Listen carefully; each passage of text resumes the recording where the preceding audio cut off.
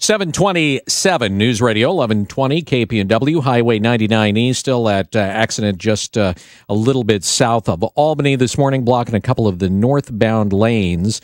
So be aware that you're taking it easy there. Joining us, it is Keith Hall. He was the former commissioner of the Bureau of Labor Statistics, and he joins us on the wake-up call again this morning. Keith, thanks for being with us. Good to be with you. Okay, so for folks that don't know, what did and what does the BLS do? Well, the BLS is the main agency of the federal government that collects data on labor markets, and they actually collect quite a bit of data, everything from the unemployment rates to basic job growth. Mm-hmm. And then they also collect some data on prices, the Consumer Price Index and workplace injury and illness, and et cetera. So they have about 24 programs. All right, and you were the guy that, as the commissioner of the former of the Bureau of Labor Statistics, you were the guy that oversaw those numbers for a number of years and the collection and gathering of those numbers, right? That's right. I had a 4-year term. All right. Okay. So one way or the other, somebody is going to get elected today, and if things are close, it'll be litigated probably, and then eventually we will have a winner.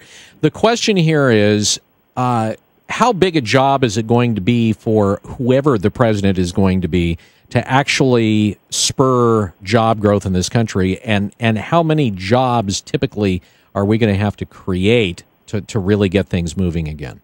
Well, first, I think we are very far behind. The labor market has not been doing well, and I think between basic job loss from the recession and then from basic population growth, we need to support a growing population. We're probably around 10 million jobs behind where we want to be to have a well functioning labor market, and that's a really tall order to fix that. And I think one of the biggest issues right now is there's a tremendous amount of economic policy uncertainty. Mm-hmm. I think that's playing a pretty big role in holding back job growth at the moment. Okay, so we keep hearing job. I think the last employment numbers that came out said that it was something like 170,000 jobs, somewhere in that vicinity. My question is, to get things back on track, what kind of monthly job growth are we going to need? Sure, 170,000 jobs, that sounds good, but that's actually still fairly weak job growth.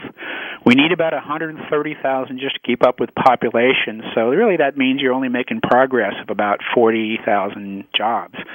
So to really get back into solid, what I'd call solid job growth, it would require at least 250,000 jobs a month. And to sort of get back in, say, the next 4 years, the next presidential term, we would need to average 325,000 jobs a month every month for 4 years, and that's a pretty tall order, and that's never been done. What is the largest number? What is the biggest monthly jump in jobs that we as a country have experienced? We've had pretty close to 1 million jobs at times, but that's at really extraordinary circumstances. You know, the end of World War II, and mm-hmm. soldiers are returning, some things like that. Much more typical is really strong job growth might be as high as 400,000 jobs a month, but that's very hard to sustain for more than a few months because that's really strong growth. Okay. Are the numbers that we see, and we hear about the unemployment rate, does that tell, in your mind, really the whole picture of employment and the number of employed and unemployed? No, absolutely not, actually. I think the unemployment rate right now is very misleading, and it's in fact been misleading for about 3 years. And the main reason is the unemployment rate counts people who don't have a job and who are what they call actively looking. So if somebody is unemployed, is jobless, and over the last month they didn't send out a resume or they didn't have an interview, they could have been unemployed for 2 years. And if this last month they didn't have an interview, let's say, they're no longer considered active and they're no longer counted as unemployed. They simply fall out of the unemployment rate. So as a result, what we've seen is over the last 3 years, the unemployment rate hit a peak of about 10%, and it's dropped pretty steadily to about 7.9%.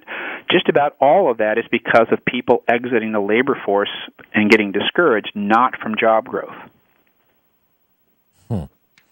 So this job growth that we've been hearing about, I mean, because this has been bandied about during the course of the election, this job growth that we have been hearing about really isn't job growth at all. It's just people have stopped working or looking.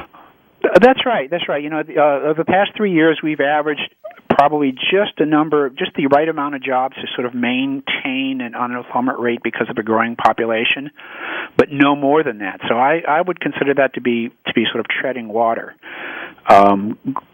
All this drop in the unemployment rate, last couple of months, it actually has gone down, but prior to that, almost all the decline was from people exiting the labor force and not from hiring. All right. So has anybody done any factoring to find out what the real jobless rate were done if these folks that stopped working or stopped looking for work, if they were actually counted? Yeah, actually, that's something that one can calculate pretty well. If let's suppose that the same percentage of the population was in the labor force now as was in the labor force before the recession started. Mm-hmm. If those people were still in the labor force, we'd have about 6 million more people who, in a sense, should be counted as unemployed. If you add those people into the unemployment rate, you get something that's actually pretty close to 11% instead of 7.9%. And that would be the highest unemployment rate ever, by the way. That's a pretty shocking number. And obviously it doesn't behoove anybody that's sitting in office right now to be bandying that number about.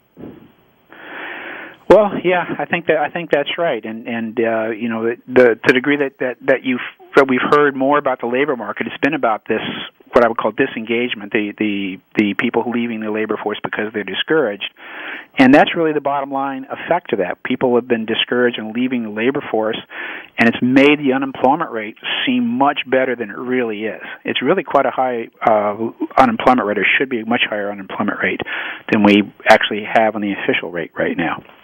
What about wage growth over the course of the past year? About 1%? Wasn't that about wage growth at this point? Yeah, actually, that's actually remarkable, and that's gone little noticed. But over the last 12 months, wage growth has actually fallen below 1%, and that's the first time ever that's happened. You know, the BLS has been collecting this data for 40 or 50 years, and this is the slowest wage growth ever, below 1%. And as we all know, inflation is growing way more than 1%. So this, in real terms, we're really getting a real decline in buying power of wages right now over the past 12 months. What's an average number for wage growth? Wage growth should be probably around 3% a year. And it's been sometimes as high as 4% a year.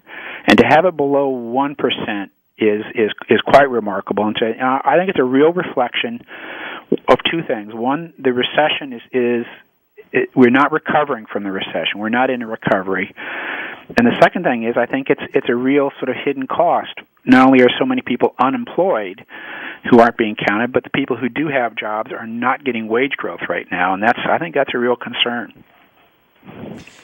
All right. So after the election, if you were president and you got to wave your magic BLS wand, what would be the first thing that you would address were you president? Well, I think you have to eliminate some economic policy uncertainty. You have to start making decisions. You know, you have to come up with a credible plan about the federal budget. How are you going to fix the federal government deficit?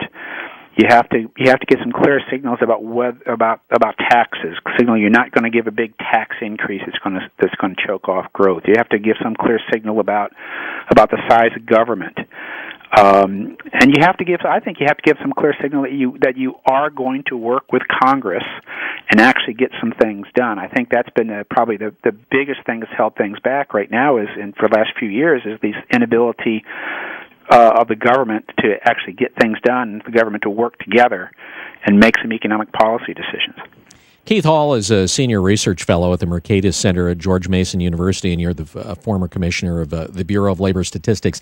You have a blog or anything if people would like to check out more about some of the things that you've been thinking about? Well, sure, absolutely. You can sort of find me up on the Mercatus Center website, and my stuff is regularly posted not only on the website and the front page, but I'll have a spot on the website where you can look and see some of the things that I've posted there. All right, Keith, pleasure talking to you. Thanks. Have a great rest of your day. Same to you. Bye-bye. All right. Keith Hall, again, former commissioner of the Bureau of Labor Statistics, on the wake-up call. A little fog out there this morning. Make sure when you get to wherever you're going, you turn your lights off. Highway 99E, just a little bit south of Albany. Still a problem there in the northbound lanes, so expect some slowdowns there. It's 7:37, News Radio 1120, KPNW.